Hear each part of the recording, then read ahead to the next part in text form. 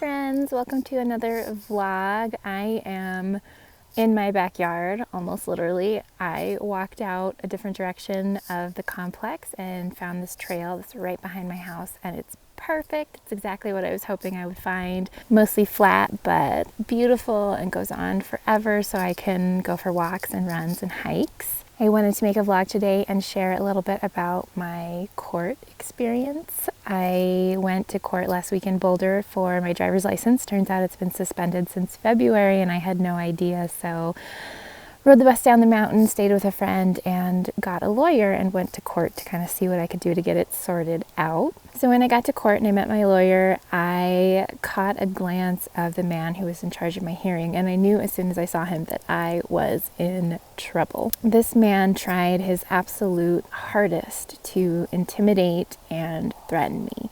He tried to catch me in a lie. He was trying to bait me into lying to him. He was lecturing me. He was trying to make a point, and he was pretty mean. He was not very nice to me. At one point, I noticed from the corner of my eye that my lawyer was hunched over, and he squeaked out this little yes sir or no sir, and I heard him, and I knew I was on my own, because this man's attempt to be intimidating worked, but it didn't work on me. It worked on my lawyer.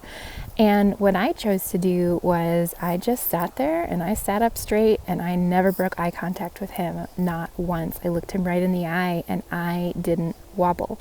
I didn't waver. I didn't fall for the bait. There was nothing to even be baited into. And I didn't let him get me into an emotional reaction. Now, everything that he was doing was all about him. He had made a decision about who I was based on why I was there. He wanted to make a point. He wanted to exercise his power.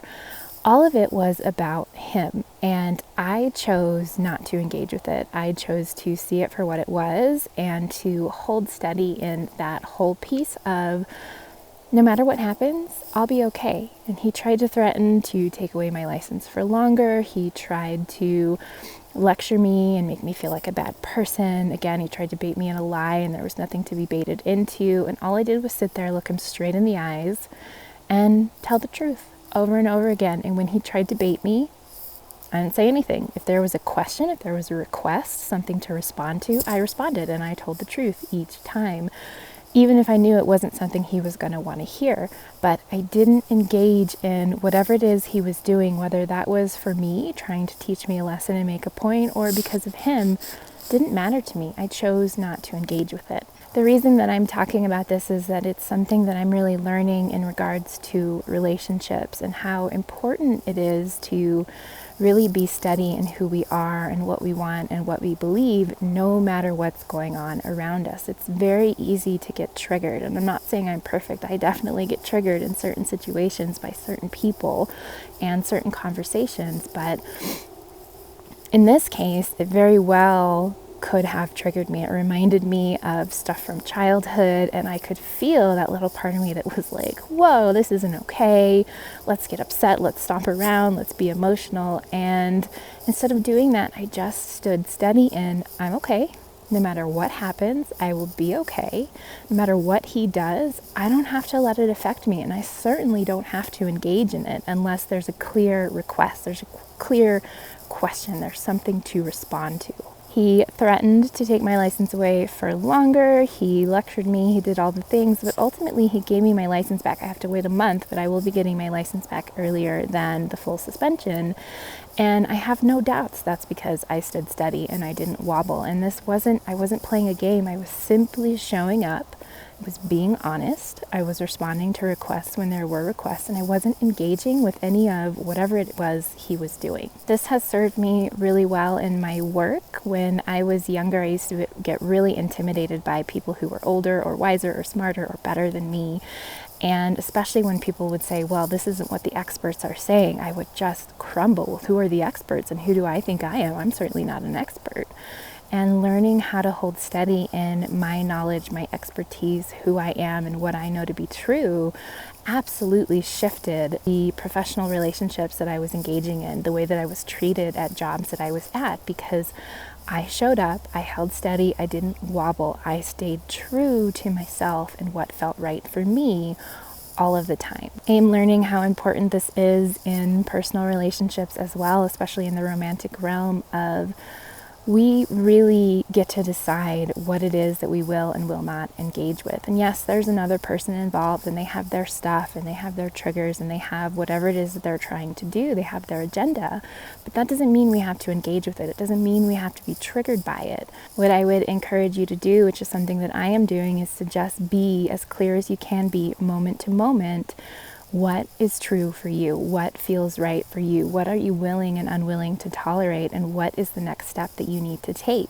And when we're engaging with other people, listening for the promise or the request. We don't have to engage in the noise. We don't have to engage in the drama. We don't have to let people bait us into things. If there's not a clear request, there really isn't anything to work with.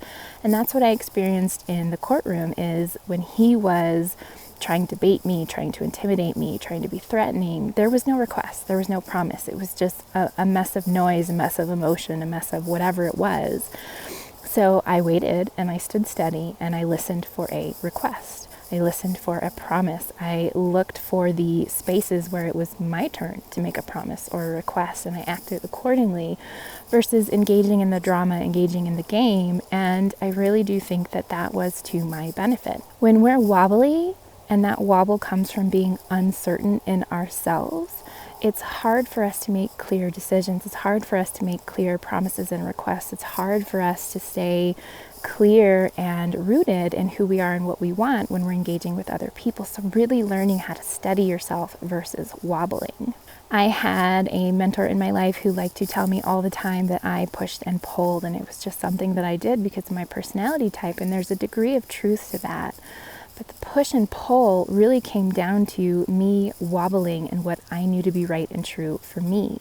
And when I allowed myself to trust that I know what's best for me and that I am capable of navigating different situations and experiences and relationships, that push and pull has begun to disappear. I don't push and pull as much. I don't wobble. I'm very clear and very direct. I'm very capable of creating a container that I want to coexist in with another person. I'm very clear in what it is that I want. I'm getting better at setting my boundaries. I am not perfect by any means, but I am learning how to stand steady versus wobble. So what I'll leave you with today is to just notice where you feel wobbly. There are going to be areas of your life and work where you feel as steady as can be. Nothing can topple you over. There's no push and pull. There's no uncertainty. There's no tension. And then there's going to be areas where you feel like you can't trust yourself and you can't stand steady and rooted in who you are and what you want. And just notice the wobble. And the wobble is going to give you insight and information into where you don't trust yourself enough to stand firm, or where you're engaging with the drama, the game, the triggers, and all of that. Listen for the promises and the requests. Listen for the spaces where it's your turn to make a clear promise or request. Don't engage in the game. Don't engage in the triggers and the drama. Just root into, this is who I am in this moment, in this situation, and this is what is right for me, and navigate it from there. And the trust is how we calm the wobble, trusting ourselves to navigate whatever we are walking into, whatever we're experiencing with whoever we're with, and having faith that even if we get it wrong, even if we do that and we make the wrong decision, we're going to be okay. That's what I have for you today. I will be taking you on some fun adventures as soon as I get my license back in a month. And meantime, I will catch you in another video soon.